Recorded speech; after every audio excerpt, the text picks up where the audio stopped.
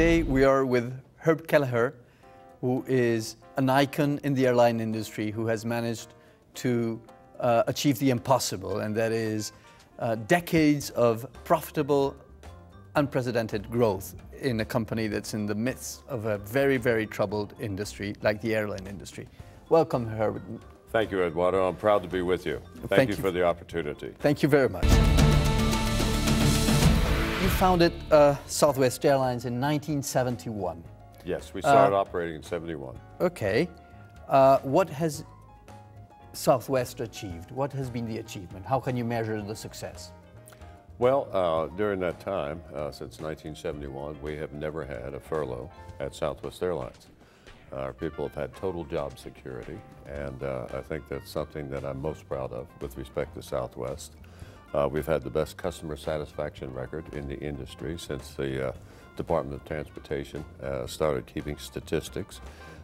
We've been the most profitable airline in the industry with 35 consecutive years of profitability and the leading operating and net margins in the industry, and we've provided a lot of shareholder value. If you had invested $100,000 in Southwest Airlines in 1971 or 1972, it was worth $100 million in 2002. So I think we've produced for all of our constituencies, our employees, our outside customers, and our shareholders. And I'm very proud of that. It's attributable to our people. Well, I was going to ask that. What's the key behind that success? Well, we had, I think, a very well-defined strategy. It's very simple, but we've been very disciplined about adhering to it. Our operations were quite a bit different from other airlines, but I really think that our humanistic approach to our people was probably more essential than anything else, because we value them as individuals, not just as workers. We pay an enormous amount of attention to them. We grieve with them when they have some unfortunate event in their personal lives. We rejoice with them when they have something in their personal lives that is a source of joy. And we try to make our people aware of the fact that we value them as people, not just as workers when they're at work. And we ask them to be themselves, to have the liberty to be themselves at work. He said, you know, we didn't hire you because you were an automaton or a robot. We hired you because of your personality. So continue to be you at work. And something Robert Frost said to me, not to me, but said one time, has always stuck with me, and that is, isn't it a shame that people's minds work furiously until they get to work and then their minds stop? Well, we try to have an atmosphere where people's minds keep going all the time. They can have fun, they can be creative, they're given a great deal of latitude as to how they deal with any problem that they may face. Give me examples of that. Of examples of the latitude? Yes. Well, you know, I used one this morning, which is really my favorite, about the 4-month probationary employee who wrote me a letter, and weather had prevented us from flying from BWI Baltimore Airport to Islip MacArthur Airport on Long Island. And she was there by herself, customer service agent, only 4 months seniority. And she went out and she rented 4 or 5 buses to take all the passengers from Baltimore to Islip. And then she wrote me and said, Herb, I hope you believe what you say about giving us the opportunity and the latitude to make decisions. So we gave her an award for her initiative. Wow. And that's an illustration of what we're talking about. And our people do that all the time. Their ideas are simply splendid, but we give them the opportunity to express them. And that's very important. So you reward initiative, innovation, people that take proactive approach to problem solving. Absolutely. But you even go beyond that, because you once said that you like people that break the rules. Yes, I did. Okay. I did. Why, for example? I don't want them to be constrained. One of the things that was very upsetting to me, Eduardo, when I went to Southwest Airlines full-time, I helped to start it, but I never thought I was going to be there full-time. And that was watching a customer service agent go through a 500-page manual trying to find out how to deal with a customer issue. So when I went there full-time, we simply burned all the manuals. We actually did, as a symbol, and said, they're gone. We just have guidelines now. They're very simple guidelines, and as long as you're leaning towards the customer, you're going to be okay. But if you're leaning away from the customer, that won't be okay. Now, a lot of people have asked me, as I'm sure you understand, you know, what happens if somebody makes a good-hearted decision, but it turns out to be very costly? Well, there again, we're different from many companies because we don't adopt a new regulation. We don't adopt a new rule. We bring the person in face to face, and we say, we applaud your intentions. We love your good heart. But if everybody across the system did this, we'd be bankrupt in 6 months. So we laud you for your heart, but please don't do it again. Give me an example But of people crossing the line in this sense. Oh, we've had numerous examples over the years, almost too many to recount. But we love those in a way because the motivation that's involved. The motivation is to help people. And as long as that's the motivation, we say fine. You know, do whatever you want to, and if we think maybe you're going a little bit overboard, we'll sit down, we'll talk to you, we'll explain it to you. Fine tune. Yeah, but we're not going to put in rules for 34,000 people. Well, you also said that unlike common wisdom, which says customer is always right or customer is first, you put your own people first. Yes, we do. How's that?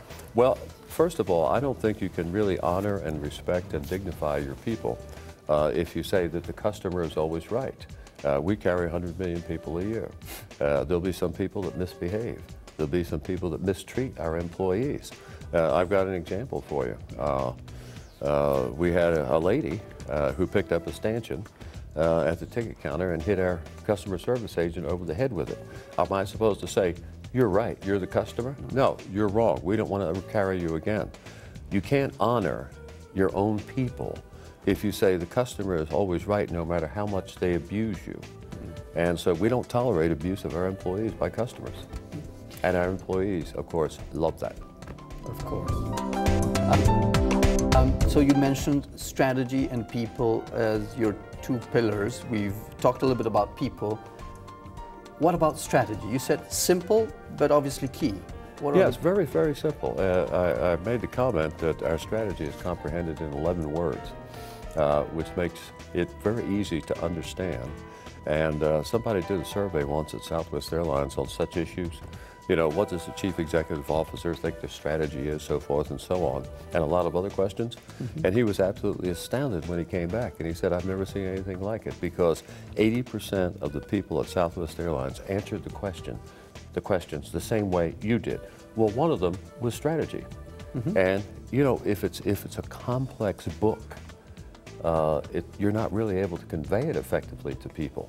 You're not willing to, it makes it more difficult to adhere to it. So we just said, okay, we're a low fare, high frequency, primarily short haul, point-to-point carrier, and that's it.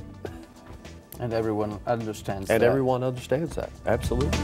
You have the biggest client base in the airline industry in the US, is that so? Yes, we have the, well, in terms of passengers carried, Eduardo, Southwest Airlines is now the largest carrier in the world. We carry more passengers each year than any other airline. Why, having been so successful with this strategy in this niche, haven't you expanded to go global? Actually, it was just a matter of prioritization, number one. If you talk about near international from the United States, that's something we've looked at for many years. And we have simply said to ourselves, each of these airplanes costs $35 or $40 million, and we're going to deploy them in what we think will be the most effective way. And that's been domestic, as opposed to foreign service or international service, with all the wrinkles that you have in doing that. Secondly, we have been religious about having only one model of airplane. And that has paid off very handsomely for us in terms of reduced costs. And if we were to fly ourselves, for instance, to Moscow, as an example, we'd have to get a bigger airplane in order to do so. So what we're thinking about doing is really stepping into the water a little bit with an international code share. using our huge repository of U.S. passengers, you know, as an inducement for international carriers to code-share with us. And we won't be ready to do that from a systems standpoint, probably for at least another year or year and a half, because we have to radically rework our systems to take into account customs rules abroad, currency exchange, you know, that sort of thing. Have you chosen your partner? No, we have not. We initiated our first code share, by the way, with ATA, which is a domestic airline, and we actually did it as a stratagem to acquire some gates at Midway Airport in Chicago. But we have been very pleased with how handsomely that has paid off for us, and I think for ATA as well. So we've had a little experience with the benefits of code share, and now we're interested in expanding it, because it's a way to expand your horizons without incurring a huge capital investment. What's the outlook for the airline industry in 10 years? That's, you know, I've often said, thanks for that question, Eduardo. I really appreciate that enormously. And you have 2 minutes to answer. I was going to say, yeah. You know, maybe 10 years is easier than what's it going to look like 2 weeks from now, because it's so kaleidoscopic. One of the things I like about it is that you can have a midlife crisis in the airline industry, because it changes you know, so rapidly all the time that every day is a crisis. Forget about midlife. But I think you will see more consolidation of airlines. I think there'll be fewer airlines. I anticipate that they will be more specialized than they are today. In other words, that other airlines that used to stake their future on being all things to all people will tend to specialize more. And I think it'll still be very competitive, by the way, even if you have fewer airlines, because, you know, your principal capital assets travel at 540 miles an hour. And they're not shoe factories. If they're not doing well in one city, you can move them 2,000 miles to compete elsewhere within a very short period of time. So I think you'll see a smaller industry, a more consolidated industry, but still a very competitive industry. Going to your management and leadership styles, you once told me a story to illustrate the difference between culture, which has been a key element in handling the people, and strategy. Yes. Can you tell us the story? Yes, I can. And thank you for remembering it. Of course. Well, what I said was that a lot of people have asked me about the difference between strategy and culture. And what I respond to them is that Napoleon and his generals sat down together in Paris, and they decided they were going to invade Russia as part of their imperialistic strategy. That was the strategy. But then you have to get 1 million French troops to march into Russia, and it's the culture that makes the troops march. Okay. So maybe your next plan will have all your employees marching into Europe when you... I like that. What have been personally your keys to success? Were they your skills, your upbringing? What was special about you? Well, I don't think there's anything really special about me, except that I have always been very interested in and really liked people, and all kinds of people from everywhere and in all positions in life. And I've enjoyed working with them. And I enjoy formulating teams and getting people to cooperate or coalesce, you know, in a worthwhile, hopefully inspiring endeavor.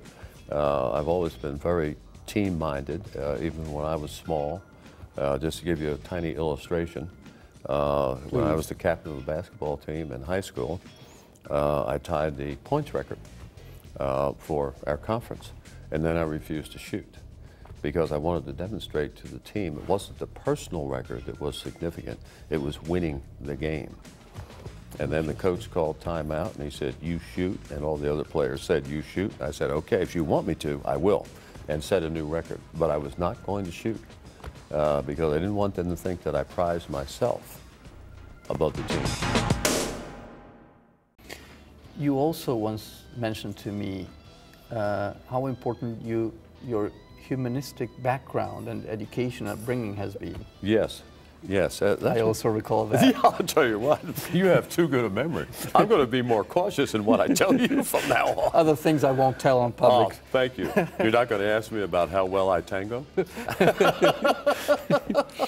We'll wait for you in Buenos Aires Well, to do actually, yeah, and I'm looking forward to that, by the way. That would be a great treat and a great joy, as it is to be with you on any occasion. Thanks. But I did say that I thought that my liberal arts background, my humanities background was very, very helpful in that respect, because it generates curiosity about things. It teaches you about the importance of human beings and what they've accomplished and how to put that into a scope or a pattern. And so if I had my way, and I don't because I'm not the czar, but if I could decree, I would make everybody have a liberal arts degree before they got any other kind of degree. And look how powerful that idea is, that in an industry so technical, so engineering driven, it's the liberal arts, it's the leadership, it's the people that have ultimately made the proven difference. Absolutely, and that's a very excellent point that you just made, because unlike you, a lot of people don't realize how technical the airline industry is. I mean, when you're dealing with airplanes, which are very complex systems, and we've launched 3 new models at Southwest Airlines ourselves, it's highly technologically focused, but with our technology people, we're always treating them the same way and saying, you know, you may have a different background, you may have a different persona, but you like to have fun too, in your own way. And to give you an illustration of what I'm talking about, to pull it down to the concrete, we have a Halloween that you wouldn't believe. It's a huge contest in every department as to who wins the prize for the, you know, the best script, the best costumes, and so forth and so on. Well, our technology department has won that the last 2 or 3 years in a row. Our technology department, and they love it. That in an industry that's so competitive, why don't they copy you? Why don't they do the same things? And so there is something special about you.